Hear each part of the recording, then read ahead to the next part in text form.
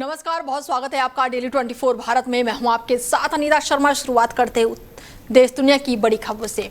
पश्चिम बंगाल में टीएमसी ने बड़ी संगठनात्मक कार्रवाई करते हुए अपने 2 विधायकों को पार्टी से निष्कासित कर दिया है। ऐसे में पार्टी ने दोनों नेताओं पर पार्टी विरोधी गतिविधियों में शामिल होने का आरोप लगाते हुए तत्काल प्रभाव से प्राथमिकता सदस्यता उसे समाप्त करने का बड़ा फैसला लिया है।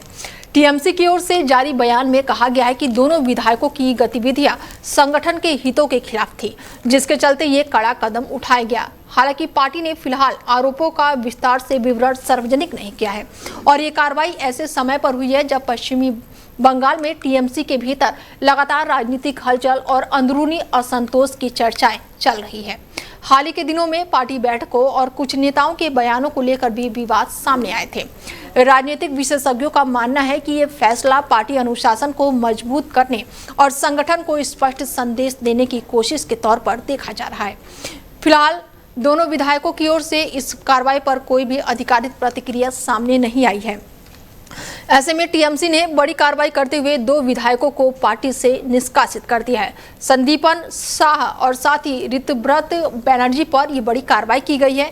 हालांकि कहा जा रहा है कि पार्टी विरोधी गतिविधियों का उन पर आरोप लगा है और तत्काल प्रभाव से उनकी सदस्यता उसे निलंबित कर दी गई है। ऐसे में ममता बनर्जी ने बड़ा एक्शन लिया है और टीएमसी के 2 विधायकों को पार्टी से निष्कासित कर दिया है। बड़ी कार्रवाई ममता बनर्जी ने की है और टीएमसी के भीतर अब कहीं ना कहीं अंदरूनी कलह वो सामने निकल कर आ रही है। तत्काल प्रभाव से सदस्यता को खत्म किया गया है। तो वहीं प्रधानमंत्री नरेंद्र मोदी ने सोमवार को नई दिल्ली में म्यांमार के राष्ट्रपति से मुलाकात की और द्विपक्षीय संबंधों को मजबूत करने पर चर्चा की। ऐसे में उनकी मुलाकात बेहद ही खास मानी जा रही है। राष्ट्रपति बनने के बाद से भारत की उनकी ये पहली आधिकारिक यात्रा है। दोनों नेताओं के बीच हुई बातचीत में सीमा सुरक्षा, कनेक्टिविटी, व्यापार, आर्थिक सहयोग और क्षेत्रीय सुरक्षा जैसे मुद्दों पर बातचीत हुई।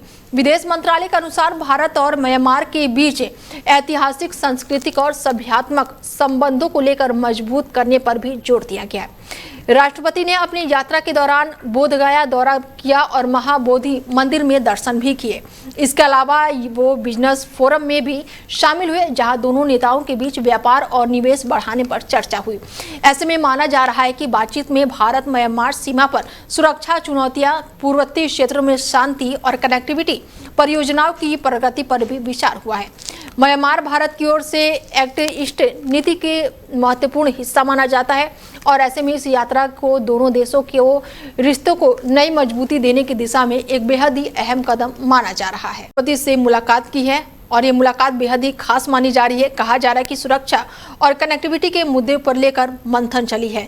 बिजनेस और रणनीतिक सहयोग को लेकर भी मंथन की गई है। प्रधानमंत्री नरेंद्र मोदी ने आज म्यांमार के राष्ट्रपति से मुलाकात की है। तो वहीं कांग्रेस सांसद राहुल गांधी ने सीबीएसई की ऑन स्क्रीन मार्किंग और साथ ही आंसर शीट स्कैनिंग प्रक्रिया को लेकर गंभीर सवाल उठाए हैं। राहुल गांधी ने टेंडर प्रक्रिया में कथित भ्रष्टाचार का आरोप लगाते हुए शिक्षा मंत्री पर भी निशाना साधा। राहुल गांधी ने सोशल मीडिया प्लेटफॉर्म एक्स पर एक पोस्ट साझा करते हुए दावा किया कि छात्रों की उत्तर पुस्तिकाओं को ऑटोमेटिकली रोबोट स्कैनर की बजाय मोबाइल फोन से स्कैन किया गया है। उन्होंने आरोप लगाया कि ऑन स्क्रीन मार्किंग सिस्टम में टेंडर के जरूरत शर्तों को हटाया गया है और स्कैनिंग की गुणवत्ता भी कम कर दी गई है। राहुल गांधी के मुताबिक धुंधली आंसर शीट, गायब पन्ने और कई कॉपियों का स्कैनिंग न होने से केवल तकनीकी खामी नहीं बल्कि किसी विशेष वेंडर को फायदा पहुंचाने के लिए की गई है और उन्होंने इसे छात्रों के भविष्य से जुड़ा गंभीर मामला बताया है। कांग्रेस नेता ने केंद्रीय शिक्षा मंत्री धर्मेंद्र प्रधान के इस्तीफे की मांग करते हुए प्रधानमंत्री पर भी सवाल उठाए। राहुल गांधी ने कहा कि शिक्षा व्यवस्था में पारदर्शिता और जवाबदेही सुनिश्चित की जानी चाहिए। ऐसे में सीबीएसई पर राहुल गांधी ने बड़ा हमला बोला है। टेंडर प्रक्रिया में गंभीर भ्रष्टाचार के आरोप भी लगाए हैं और इसके साथ ही राहुल गांधी ने शिक्षा मंत्री धर्मेंद्र प्रधान पर निशाना साधा है और इस्तीफे की मांग भी दोहराई है। वहीं केंद्र सरकार एक बार फिर से डिलिमिटेशन और वन नेशन वन इलेक्शन को लेकर बड़ा रणनीतिक दांव खेलने की तैयारी में है। सूत्रों के मुताबिक सरकार जो है डिलिमिटेशन बिल को वो दोबारा संसद में लाने की रणनीति पर काम कर रही है और साथ ही one nation one election bill को भी आगे बढ़ाने की कोशिश जो है अब तेज हो गई है। हाल ही में डिलिमिटेशन से जुड़े संवैधानिक संशोधन प्रस्ताव को संसद में पर्याप्त समर्थन नहीं मिल पाया था, जिसके बाद से सरकार नए राजनीतिक समीकरणों और सहयोगी दलों के साथ बातचीत के जरिए इसे फिर से आगे बढ़ाने की तैयारी में है। वहीं वन नेशन वन इलेक्शन को लेकर भी संयुक्त संसदीय समिति में चर्चा जारी है। सरकार का लक्ष्य लोकसभा और विधानसभा चुनाव को एक साथ कराने की दिशा में सहमति बनाना बताया जा रहा है। हालांकि विपक्ष लगातार इन दोनों मुद्दों का विरोध कर रहा है। खास करके दक्षिण राज्यों की पार्टियां जो हैं वो डिलिमिटेशन को लेकर प्रतिनिधित्व घटाने की आशंका को जता रही है, जबकि विपक्ष जो है वन नेशन वन इलेक्शन को संघीय ढांचों के लिए चुनौती बता रहा है। आने वाले समय में इन दोनों मुद्दों पर संसद और देश की राजनीति में बड़ा टकराव देखने को मिल सकता है। तो वहीं तमिलनाडु बीजेपी के पूर्व अध्यक्ष के अन्नामलाई को लेकर राज्य की राजनीति में नई चर्चाएं जो है वो शुरू हो गई हैं। सूत्रों के मुताबिक अन्नामलाई जल्द ही एक नया जन आंदोलन शुरू कर सकते हैं, जिसे मक्का शक्ति अयकम यानी कि जन शक्ति आंदोलन का नाम दिया जा सकता है। सूत्रों का दावा है कि ये पहल समान विचारधारा वाले लोगों को जोड़ने और एक मजबूत स्वयं सेवक नेटवर्क तैयार करने के उद्देश्य से शुरू की जा सकती है। हालांकि अन्नामलाई की ओर से नई राजनीतिक पार्टी या फिर संगठन को लेकर अभी तक कोई भी आधिकारिक बयान सामने नहीं आया है। बताया जा रहा है कि अन्नामलाई अपने संगठन के माध्यम से युवाओं को राजनीति और नेतृत्व की ट्रेनिंग देने पर फोकस करेंगे। इसके जरिए एक मजबूत कैडर तैयार करने की योजना है और इसी बीच कांग्रेस सांसद कीर्ति चिदंबरम ने इस मुद्दे पर तंज कसते हुए कहा है कि एक और पार्टी बनने वाली है। अन्नामलाई को लेकर उठ रही अटकलों ने तमिलनाडु की राजनीतिक सरगर्मियां बढ़ा दी है। वहीं तुषार शर्मा मौत के मामले में सीबीआई की जांच अब निर्णायक चरण में पहुंच गई है। केंद्रीय एजेंसी ने भोपाल स्थित पूर्व जज गिरिबाला सिंह के घर पहुंचकर क्राइम सीन को दोबारा रिक्रिएट किया है। जांच के दौरान सीबीआई ने 80 किलो की डमी का इस्तेमाल करके ये समझाने की कोशिश की है कि तुषा का शव फंदे से कैसे उतारा गया था। बताया जा रहा है कि तुषा के पति समर्थ सिंह और सास गिरिबाला सिंह ने घटना स्थल पर पूरे घटनाक्रम का डेमो भी कराया गया। सीबीआई आरोपियों के बयानों को मिलान मौके के परिस्थितियां और फॉरेंसिक साक्ष्यों से कर रही है। इससे पहले कोर्ट ने समर्थ सिंह और गिरिबाला सिंह को 5 दिन की सीबीआई रिमांड पर भेजा था। जांच एजेंसी ये भी पता लगाने में जुटी हुई है कि तुषा की मौत आत्महत्या थी या इसके पीछे कोई साजिश थी। गौरतलब है कि 12 मई को भोपाल स्थित ससुराल में तुषार शर्मा का शव संदिग्ध परिस्थितियों में मिला था, जिसके बाद दहेज प्रताड़ना और घरेलू हिंसा के आरोप सामने आए थे। मामले ने देश भर में सुर्खियां बटोरी थी और बाद में सुप्रीम कोर्ट के निर्देश पर सीबीआई ने जांच अपने हाथ में ले ली थी। सोशल मीडिया पर चर्चा में रही कांग्रेस जनता पार्टी के संस्थापक अभिजीत ने ऐलान किया है कि वो 6 जून को भारत लौटेंगे। अभिजीत दीपके ने सोशल मीडिया प्लेटफॉर्म के जरिए अपने समर्थकों से दिल्ली एयरपोर्ट पर मिलने की अपील की है और कहा है कि भारत पहुंचने के बाद वो जंतर मंतर पर शांतिपूर्ण प्रदर्शन शुरू करेंगे। उनका मुख्य मुद्दा परीक्षा प्रणाली में कथित गड़बड़ी और केंद्रीय शिक्षा मंत्री धर्मेंद्र प्रधान के इस्तीफे की मांग बताया जा रहा है। हाल ही के दिनों में कांग्रेस जनता पार्टी सोशल मीडिया पर तेजी से वायरल हुई है और युवाओं के बीच काफी चर्चाओं में रही है।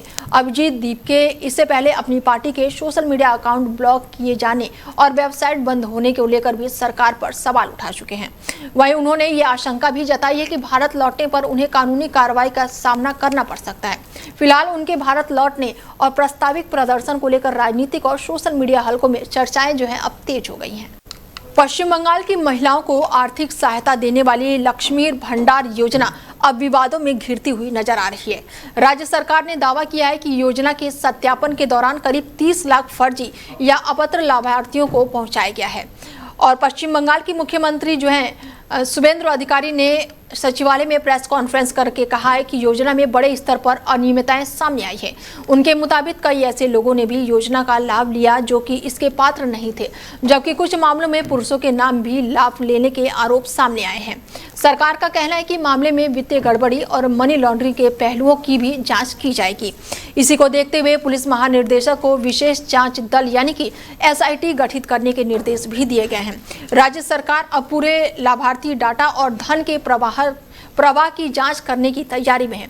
इस मामले को लेकर राजनीतिक हलकों में बयानबाजियां तेज हो गई हैं। वहीं नीट यूजी परीक्षा को कंप्यूटर बेस्ड टेस्ट यानी कि सीबीटी मोड में कराने की मांग पर सुप्रीम कोर्ट ने फिलहाल राहत देने से इनकार कर दिया है। कोर्ट ने कहा कि 21 जून को प्रस्तावित परीक्षा में ठीक पहले इस तरह का बदलाव व्यवहारिक नहीं है। इसके साथ ही आरजेडी सांसद की ओर से दायर याचिका में मांग की गई है कि नीट परीक्षा पेन पेपर मोड की वजह सीबीटी मोड में आयोजित कराई जाए। मामले की सुनवाई जस्टिस पीएस नरसिम्हा और जस्टिस अरविंद कुमार की बेंच ने की है। सुनवाई के दौरान याचिकाकर्ताओं के वकील ने सिर्फ सीबीटी मोड की मांग पर जोर दिया। हालांकि कोर्ट ने कहा कि ऐसी मांग पहले भी खारिज की जा चुकी है और परीक्षा से ठीक पहले इस तरह का बदलाव संभव नहीं है। सुप्रीम कोर्ट ने कहा कि परीक्षा आयोजित करने वाली एजेंसियां पहले से कई चुनौतियों का सामना कर रही है। हालांकि कोर्ट ने इस याचिका को नीट से जुड़ी अन्य याचिकाओं के साथ जुलाई में सुनवाई के लिए सूचीबद्ध कर दिया है। वहीं सुप्रीम कोर्ट ने वेकेशन बेंच में मामलों को सुनवाई को लेकर बड़ा फैसला लिया है। अदालत ने स्पष्ट किया है कि अभी वरिष्ठ अधिवक्ता यानी कि सीनियर एडवोकेट वेकेशन बेंच के समक्ष अर्जेंट मेसेनरिंग नहीं कर सकेंगे। सुप्रीम कोर्ट की नई व्यवस्था के अनुसार अवकाशकालीन पीठ के समक्ष किसी मामले की तत्काल सुनवाई या फिर अर्जेंट लिस्टिंग की मांग संबंधित पक्ष के रिकॉर्ड पर मौजूदा अधिवक्ता द्वारा ही की जाएगी। सीनियर वकीलों को केवल मैसेनिंग के लिए ही पेश की जाएगी और इसकी अनुमति फिलहाल नहीं होगी। अदालत का मानना है कि इस व्यवस्था से मैसेनिंग प्रक्रिया अधिक व्यवस्थित और प्रभावित बनेगी और अनावश्यक भीड़ और देरी से बचा जा सकेगा। यह फैसला वेकेशन बेंच की कार्यप्रणाली में महत्वपूर्ण बदलाव माना जा रहा है और इसका असर सुप्रीम कोर्ट में अर्जेंट मामलों की प्रस्तुति पर भी पड़ेगा। राजस्थान की राजधानी जयपुर में एक दर्दनाक घटना सामने आई है, जहां पर जर्मन शेफर्ड नस्ल के पालतू कुत्तों ने 4 वर्षीय बच्ची पर हमला बोल दिया है। बताया जा रहा है कि बच्ची अपने घर के बाहर खेल रही थी और तभी अचानक कुत्तों ने उस पर हमला बोल दिया। हमले में बच्ची गंभीर रूप से घायल हो गई है, जिसके बाद उसे तुरंत ही अस्पताल ले जाया गया। घटना के बाद से इलाके में हड़कंप मच गया और स्थानीय लोगों ने पालतू जानवरों की सुरक्षा व्यवस्था पर भी सवाल उठाए हैं। परिजनों का आरोप है कि कुत्तों को पर्याप्त नियंत्रण में नहीं रखा गया था, जिसकी वजह से ये बड़ा हादसा हुआ। वहीं जानकारी के अनुसार मिलने के बाद से संबंधित अधिकारियों ने मामले की जांच शुरू कर दी है। बच्ची का इलाज जारी है और डॉक्टरों की निगरानी में उसकी हालत पर नजर रखी जा रही है और इस घटना के बाद से एक बार फिर से रिहायशी इलाकों में पालतू और आक्रामक कुत्तों की सुरक्षा को लेकर बहस तेज हो गई है। गाजियाबाद के चर्चित सूर्या हत्याकांड में मुख्यमंत्री योगी आदित्यनाथ के सख्त रुख लिया है और पुलिस लगातार कार्रवाई कर रही है। खोड़ा इलाके के 17 साल के सूर्या प्रताप चौहान की हत्या के मुख्य आरोपी असद को पुलिस मुठभेड़ में मार गिराया गया है, जिसके बाद से अब मामले ने अन्य आरोपियों और सहयोगियों की तलाश तेज कर दी है। पुलिस जांच में सामने आया कि सूर्या की हत्या के पीछे पुराना विवाद और आपसी रंजिश की बात सामने आई है, जबकि कुछ रिपोर्ट में बाइक को लेकर हुए विवाद का एंगल भी माना जा रहा है। पुलिस का कहना है कि हत्या के बाद से आरोपी फरार होने की तैयारी में थे, लेकिन लगातार दबिश और इनपुट के आधार पर कार्रवाई की गई और इस मामले को लेकर इलाके में भारी तनाव और आक्रोश देखने को मिला था। वहीं सूर्या के परिवार ने अभी सभी आरोपियों के खिलाफ सख्त कार्रवाई की मांग की है। पुलिस अब पूरे षड्यंत्र और घटना में शामिल अन्य लोगों की भूमिका की भी जांच कर रही है। प्रशासन ने आरोपियों के घर पर अवैध कब्जे को लेकर नोटिस भी जारी किया है। फिलहाल पुलिस और प्रशासन दोनों स्तर पर कार्रवाई जारी है। वहीं पंजाब के फिरोजपुर में हुए चर्चित काला गावा हत्याकांड की जिम्मेदारी लेने का दावा लॉरेंस बिश्नोई और गोल्डी बराड़ ने ली है और सोशल मीडिया पर यह वीडियो वायरल हो रही है। सोशल मीडिया पर जारी पोस्ट में गैंग की ओर से इस हत्या के पीछे की वजह भी बताई गई है।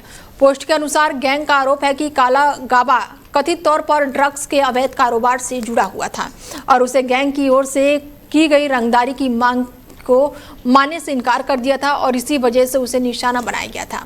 हालांकि पुलिस ने अभी तक गैंग के दावों को अधिकारिक पुष्टि नहीं की है और मामले की जांच जारी है। सुरक्षा एजेंसी सोशल मीडिया पर वायरल पोस्ट को लेकर लगातार पड़ताल कर रही है ताकि ये पता लगाया जा सके कि पोस्ट वास्तव में गैंग से जुड़ा लोगों द्वारा डाली गई है या नहीं। पंजाब में हाल ही के सालों में गैंगस्टर नेटवर्क और रंगदारी से जुड़े मामलों को लेकर पुलिस लगातार कार्रवाई कर रही है। काला काबा हत्याकांड के बाद से एक बार फिर से गैंगस्टर गतिविधियों को लेकर सुरक्षा एजेंसियां सतर्क हो गई हैं। पुलिस का कहना है कि मामले के सभी पहलुओं की जांच की जा रही है और दोषियों के खिलाफ सख्त कानूनी कार्रवाई की जाएगी। वहीं ईरान की राजनीति में बड़ा घटनाक्रम जो है वो सामने आया है। रिपोर्ट में दावा किया जा रहा है कि राष्ट्रपति मसूद पेजेश्कियान ने अपना इस्तीफा सुप्रीम लीडर के कार्यालय में भेज दिया है। उन्होंने सरकार के फैसलों में बढ़ते IRGC यानी कि इस्लामिक रिवॉल्यूशनरी गार्ड कॉर्प्स के प्रभाव और चुनी हुई सरकार की घटती भूमिका को लेकर नाराजगी जताई है। हालांकि ईरानी सरकार और राष्ट्रपति कार्यालय ने इन दावों को खारिज करते हुए इस्तीफे की खबरों को अफवाह और मीडिया की अटकलें भी बताई है। बताया जा रहा है कि हाल ही के महीनों में ईरान की सत्ता ढांचों में IRGC का प्रभाव लगातार बढ़ा है और कई अहम फैसलों में सैन्य नेतृत्व की भूमिका को लेकर अंदरूनी मतभेद की खबरें सामने आई हैं। वहीं अंतर्राष्ट्रीय मीडिया रिपोर्ट में दावा किया गया है कि राष्ट्रपति और कट्टरपंथी गुटों के बीच तनाव बढ़ा है, लेकिन अब तक इस्तीफे की कोई भी अधिकारिक पुष्टि नहीं हुई है। ऐसे में ईरान की राजनीति में स्थिति को लेकर संशय जो है वो बना हुआ है और पूरी दुनिया की नजरें तेहरान से आने वाली अगले अधिकारिक बयान पर टिकी हुई है।